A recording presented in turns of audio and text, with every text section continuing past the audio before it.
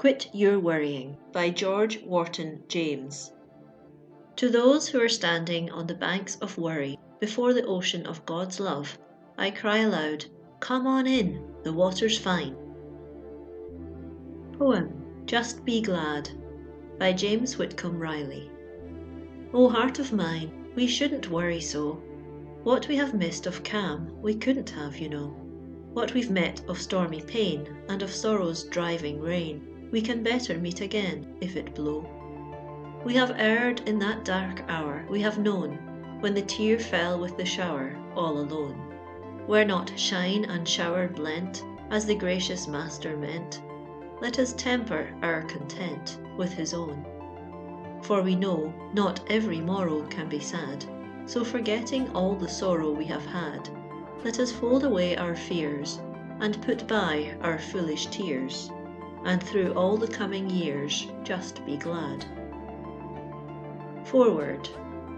Between 20 and 30 years ago, I became involved in a series of occurrences and conditions of so painful and distressing a character that for over 6 months I was unable to sleep more than 1 or 2 hours out of the 24. In common parlance, I was worrying myself to death, when mercifully a total collapse of mind and body came.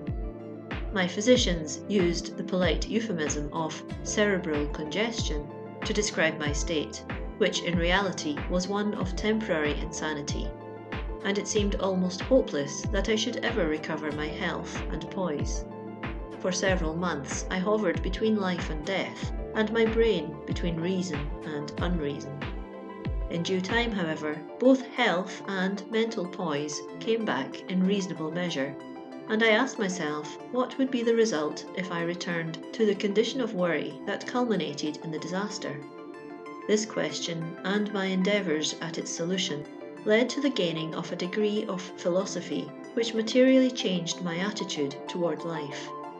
Though some of the chief causes of my past worry were removed, there were still enough adverse and untoward circumstances surrounding me to give me cause for worry, if I allowed myself to yield to it. So I concluded that my mind must positively and absolutely be prohibited from dwelling upon those things that seemed justification for worry, and I determined to set before me the ideal of a life without worry. How was it to be brought about? At every fresh attack of the harassing demon, I rebuked myself with the stern command, "Quit your worrying." Little by little, I succeeded in obeying my own orders. A measurable degree of serenity has since blessed my life. It has been no freer than other men's lives from the ordinary and a few extraordinary causes of worry. But I have learned the lesson. I have quit worrying. To help others to attain the same desirable and happy condition has been my aim in these pages. It was with set purpose that I chose this title.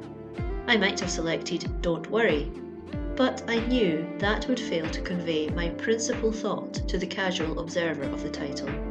People will worry. They do worry. What they want to know and need to learn is how to quit worrying. This I have attempted herein to show, with the full knowledge, however, that no one person's recipe can infallibly be used by any other person, so that in reality all I have tried to do is to set forth the means I have followed to teach myself the delightful lesson of serenity, of freedom from worry, and thereby to suggest to receptive minds a way by which they may possibly attain the same desirable end. It was the learned and wise Dr. Johnson who wrote, quote, "He may be justly numbered among the benefactors of mankind, who contracts the great rules of life into short sentences that may easily be impressed on the memory, and taught by frequent recollection to recur habitually to the mind." End quote. I have no desire to claim as original the title used for these observations, but I do covet the joy of knowing that I have so impressed it upon the memory of thousands that by its constant recurrence it will aid in banishing the monster, worry. It is almost unavoidable that in a practical treatise of this nature there should be some repetition, both in description of worries and the remedies suggested.